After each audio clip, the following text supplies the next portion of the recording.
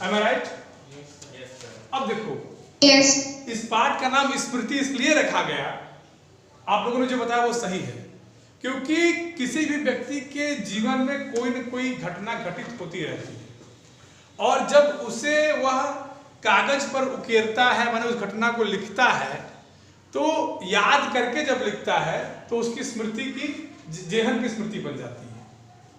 समझ रहे हो?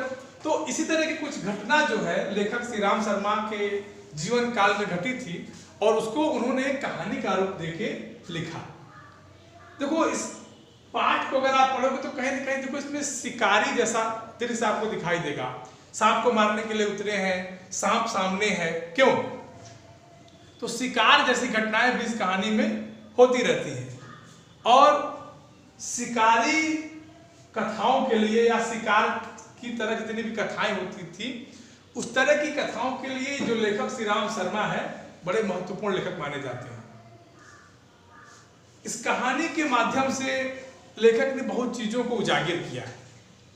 उजागर क्या किया है कि सिर्फ कहानी को आप पढ़ेंगे तो आप पाएंगे कि बड़े भाई साहब को बड़ा डर लगता था। आप लोगों ने सब सुना होगा ना कि अपने भाई से, तो कहीं ना कहीं इसमें भाया भक्ति है, भाई के प्रति प्रेम है, उसको दर्शाया गया है। दूसरा वात्सल्य प्रेम है। वात्सल्य प्रेम माने माता और पुत्र का स्नेह। आप कहानी के मध्य में जब आएंगे तो आप ये पाएंगे कि उसमें जो दोनों भाई जब कुएं पे उनकी चिट्ठियां गिर जाती हैं तो रोने लगते हैं, और उनके मन में ये बात उठती है कि कहीं से माँ आके कहे और गोद में ले ले और कहे कि चिट्ठियां तो फिर से लिख जाएंगी। आप समझ आ रहे हैं? ये सब स्टेटमेंट है कि नहीं, कथन है कि नहीं? तो कुल मिला जुला के ये कहानी बहुत ही मार्मिक, हृदय स्पर्शी, ठीक, और जिम्मेदारियों से भरी कहानी है। अब इस कहानी में क्या लेखक कहते हैं कि सन 1908 की बात है। अपने जीवन की घटना का वर्णन करते कि सन 1908 की बात है, दिसंबर या जनवरी का महीना था। चिल्ला जाड़ा चला, मतलब कड़ाके की ठंड पड़ रही थी। क्या हो रही थी? और जो लेखक और उसके भाई थे वो झरबेरी के फल तोड़ने के लिए बगीचे में गए हुए थे। समझ रहे हैं? झरबेरी के फल आमतौर पर उस लोग हर मौसम में तोड़ते थे, ठंडी के मौसम में तोड़ते थे। उनके पास एक डंडा हुआ करता था, बबूल का। तो कहते हैं कि तभी उनके, और डंडे का बखान करते हुए कहते हैं कि वो कभी लगभग हर प्रकार के सांपों के लिए नारायण वाहन मतलब समझते हैं? गरुड़। नारायण माने भगवान विष्णु और नारायण वाहन माने गरुड़। गरुड़ सांप का दुश्मन होता है। गरुड़ क्या होता है? तो इसमें लेखक ने एक जगह दर्शाया है कि यह डंडा कई बार सांपों के लिए उनका नारायण वाहन सिद्ध हो चुका था। नारायण वाहन माने गरुड़, ठीक। तो इसी कहानी में बताते हुए श्री राम शर्मा कहते हैं कि तभी गांव के एक आदमी ने आवाज दी कि तुम्हारे भाई शीघ्र तुमको बुला रहे हैं। अब भाई का नाम सुनते हुए उनके मन में डर उत्पन्न हो गया, क्योंकि भाई से बहुत डरते थे। तो जब ये घर पहुंचते हैं तो देखते हैं कि भाई साहब पत्र लिखने में व्यस्त हैं। तो इनके मन में जो डर था कि चलो घूम रहे थे तो मार खाएंगे, वो डर इनके मन में समाप्त हो गया। फिर के भाई साहब ने क्या कहा, इनका गांव है मक्खनपुर, उसका डाक खाना क्या है? मक्खनपुर, देखो इसमें लिखा होगा कहीं मक्खनपुर। ठीक, तो इनके भाई साहब जो पत्र लिख रहे थे, उस पत्र को लिखते हुए उन्होंने कहा कि जाओ इसको मक्खनपुर के डाक खाने में डाल दो। अब ये दोनों भाई क्या किए कि मक्खनपुर डाक खाने में पत्र को डालने के लिए आगे बढ़ गए, चल दिए, मतलब घर से चल दिए, और थोड़ी बहुत चना रख लिए, दाना वाना रख लिए कि रास्ते में खाते हुए जाएंगे। और एक डंडा समझते हो ना, एक डंडा लेके अपना निकल गए, हाथ में बांधते हुए जैसे हम लोग निकलते हैं ना, तो निकल गए। अब वो रास्ता इनके स्कूल से होकर जाता था। उसी रास्ते में कुआं पड़ता था। उसी रास्ते में क्या था? एक कुआं पड़ता था। अब क्या था कि उस कुएं में एक सांप था। इनको पता नहीं था, लेखक को पता नहीं था, शुरू में नहीं पता था। बाद इन्होंने एक बार एक ढेला फेंका, माने पत्थर फेंका, और अंदर से फुफकार आई। अंदर से क्या आई? ये जब जाके पास में देखे तो उसमें सांप गिरा पड़ा था। अब क्या था कि बच्चों के लिए एक मनोरंजन का साधन हो गया था। जब वो स्कूल जाते डेली रोज, तो एक पत्थर उसमें फेंकते और सांप फुफकारता तो बच्चे बड़े खुश होते। ये उनके जीवन की घटनाएं रोज घटित होती रहती थी। इसके बाद आगे बढ़ते हैं। पत्र लेकर पत्र को अपनी टोपी में बांध लेते हैं। हाँ, टोपी में रखने का मतलब बांध लेना, ठीक है। अब ये पत्र लेकर निकल जाते हैं उसी स्कूल के रास्ते से जिसमें ये डेली सांप की फुफकार सुनते थे। अब धीरे धीरे वो उस कुएं के पास पहुंच जाते हैं। अब देखो बालक का मन कैसा होता है। अब इच्छा हुई कि एक बार फिर से सांप की फुफकार सुन लिया जाए, तो ये गए, ठीक, डंडा लगा दिए, डंडा मार दिए, ढेला मार दिए उसमें। अब फुफकार लगी तो फिर गए। अब सोचा आगे देखें, फिर मारे तो फिर सांप जोर से फुफकारा, इस बार डर के, और पीछे जैसे ही हटे और टोपी से, टोपी तो मान लीजिए उनके हाथ में रह गई, लेकिन चिट्ठी पूरी क्या हो गई, उस कुएं में गिर गई। अब जब चिट्ठी कुएं में गिर गई तो सारे बवाल की जड़ क्या थी, चिट्ठी। क्योंकि चिट्ठी के लिए खेलने से बुलाए गए थे कि जाओ चिट्ठी मक्खन को डाक खाने में डाल के आओ, बहुत महत्वपूर्ण चिट्ठी है। यहां तक क्लियर होगी सबको बात। अब दोनों भाइयों के पास कोई चारा नहीं। छोटा भाई अलग रो रहा है, बड़ा भाई अलग रो रहा है। चिट्ठी निकाले तो निकाले कैसे? चिट्ठी नहीं निकालते हैं तो घर पे मार पड़ेगी। क्यों भाई आप कुएं के पास क्यों गए? आपको जो काम कहा गया उस काम के लिए जाइए। जैसे आप लोग हैं, आपको पढ़ने के लिए भेजा गया, लेकिन यहाँ के ही करेंगे, जितनी हीरोगिरी सब इसी स्कूल में करेंगे। समझ रहे हैं ना? तो ये बाल मन है, और इसी बाल मन के कारण ये दोनों बच्चे थे, ये क्या किए ना, अब ये रोने लगे। इनके पास कोई चारा नहीं था। अब इनके मन से आह निकलती थी कि माँ आए और कह दे, क्या कह दे कि जाने दो बेटा, चिट्ठियां तो बाद में भी लिख जाएंगे। इनको बार बार माँ की गोद की याद आती थी।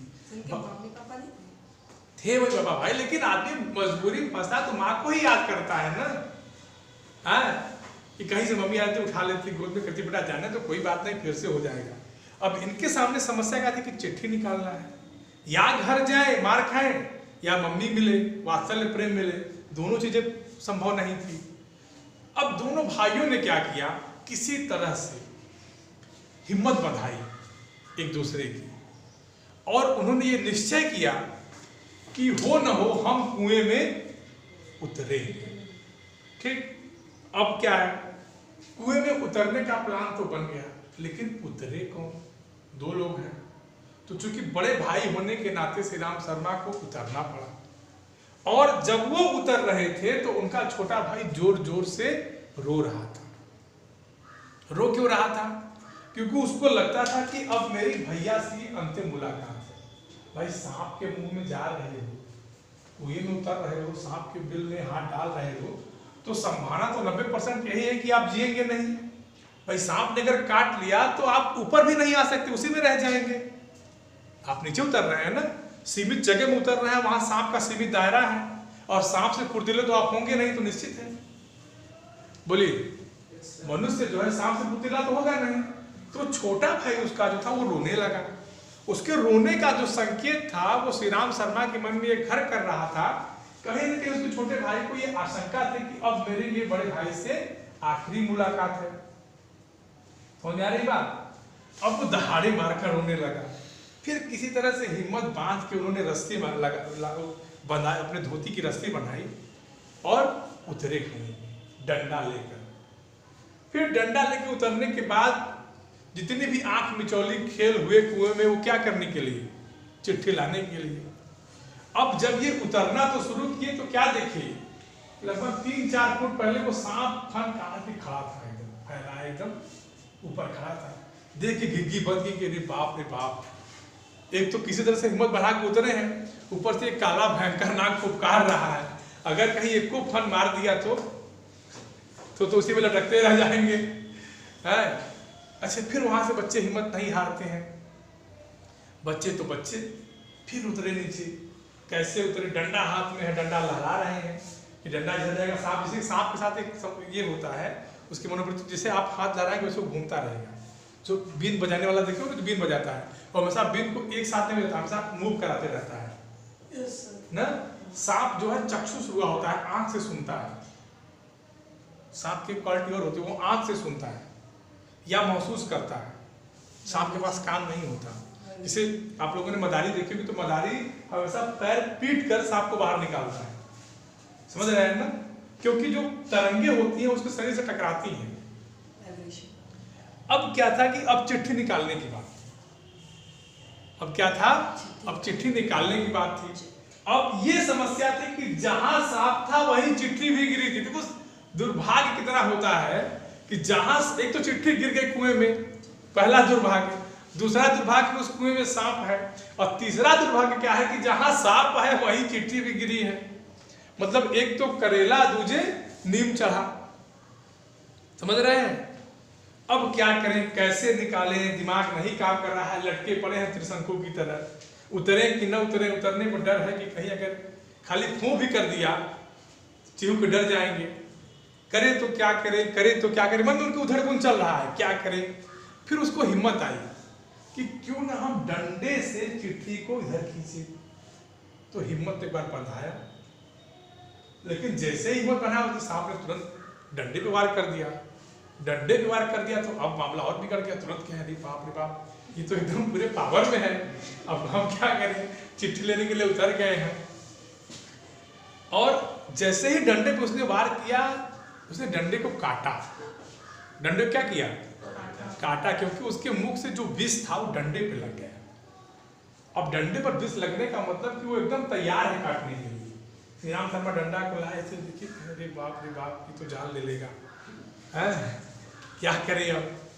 फिर उन्होंने क्या किया, फिर उन्होंने प्रयास किया कि चलो कोई बात नहीं। इस बार डंडा से लिपट गया सांप और डंडा छूट के गिर गया। अब काटो तो खून नहीं, अब क्या करें, डंडा भी हाथ से गया।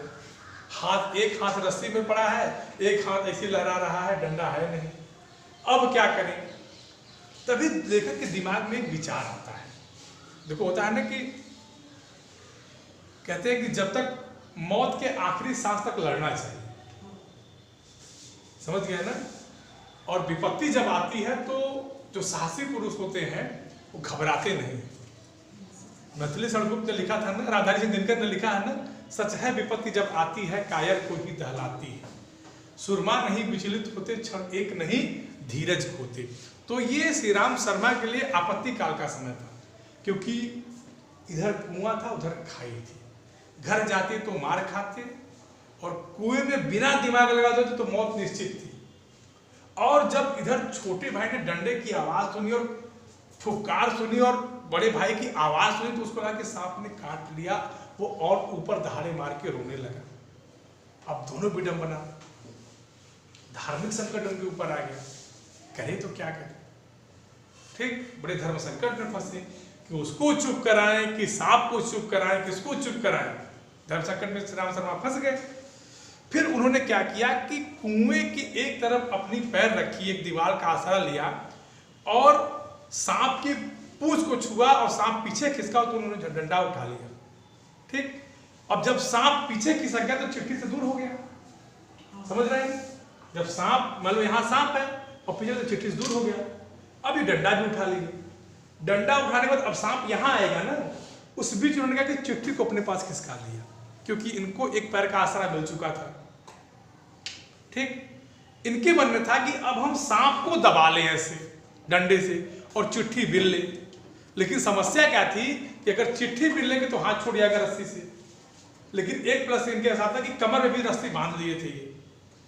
तो इन्होंने क्या किया कि सांप को दबाया नहीं, सांप के पीछे पूंछ के पास डंडे को पटकते रहे, और जब सांप पीछे घुमा ये लपक के दोनों चिट्ठियां उठा ली। अब इनका काम हो गया। अब सांप मरे चाहे न मरे, अब सांप मरे चाहे न मरे, इनका मुख्य काम जो था वो हो गया। अब क्या था कि सबसे ऊपर चढ़ना कठिन काम था। हाथ भर गया था इनका, कुएं में उतरना और फिर चढ़ना बड़ा कठिन काम होता है। आप लोगों ने किसी को देखा कुएं में उतरते हुए? मैं खुद उतरा हूं सर। अरे बाप रे बाप, क्या करने उतरे हो भाई? सर गिर गया था बॉल तो गांव।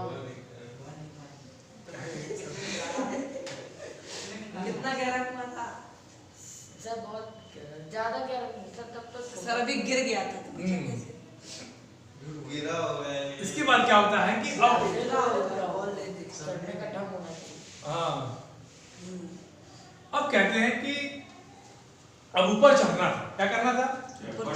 लेकिन अब जब आदमी की हिम्मत जवाब दे गई तो कितना चढ़ेगा? जब थक गया है आदमी तो कितना वो चढ़ेगा।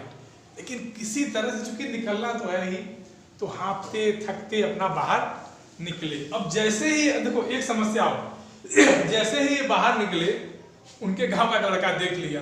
अब एक समस्या हो, एक समस्या तो पहले कुएं में उतरे थे, वहां सांप था, उससे बच के तो लड़का देख लिया। अब उससे लगे हाथ में, भैया माफ करिएगा, किसी से कहिएगा मत, मेरे घर मत बताइएगा, ऐसी ऐसी बात हो गई थी। तो खैर उसने किसी से कहा नहीं। फिर धीरे धीरे श्री राम शर्मा बड़े हुए, जब 10वीं पास हो गए, तब एक बार जो है उन्होंने एक घटना अपनी मम्मी को बताई। क्या हुआ, अपनी मम्मी को बताई। तो लेखक लिखते हैं कि उनकी मम्मी ने उनको अपने हृदय से लगा लिया, अपने आंचल में छुपा लिया। और उपमा क्या देती हैं कि जैसे चिड़िया अपने बच्चों को अपने पंख के डरने से छुपाती है। ठीक, ये जो नजीर देते हैं श्री राम शर्मा आचार्य इस कहानी में, इस पाठ में, ये वात्सल्य भाव का प्रतीक है, माँ की ममता का प्रतीक है। तो फिर उसके बाद जब अपनी माँ को ये कहानी सुनाते हैं और उनकी माँ जब उनको वात्सल्य सुख देती हैं तो बड़ा उनको आनंद होता है। फिर वो इस घटना को याद करके बार बार ये सोचते हैं कि उस जमाने में न राइफल थी, न अच्छे से डंडे थे, न कुछ था, लेकिन फिर भी मौत के मुंह में जाके वो निकल आए थे। बात समझ में आ गई? किसी को कोई दिक्कत? मुझे लगता है कि ये कहानी लगभग समाप्त हो गई होगी ना। तो इसमें एक लेखक को एक चीज और लगती है कि उनको लगता है कि ये जो मैंने काम किया था, जो सांप के जो कुएं में उतर के जो मैंने काम किया था, ये भी किसी प्रकार से शिकार पर जाने से कम नहीं था। जैसे लोग शिकार, जंगल में शिकार खेलने जाते थे तो शेर उनको मार देते थे, होता ना था। लेकिन यहाँ वो जो घटना थी वो किसी शिकार से कम नहीं थी। अब बताओ किसी को कोई दिक्कत? पानी नहीं था तब तो सांप जिंदा था। पढ़े नहीं हो? हम रिवीजन करा रहे हैं। अगर सर पानी में तो सांप दिखता है। ठीक है बेटा। और चिट्ठियां भी हो जाती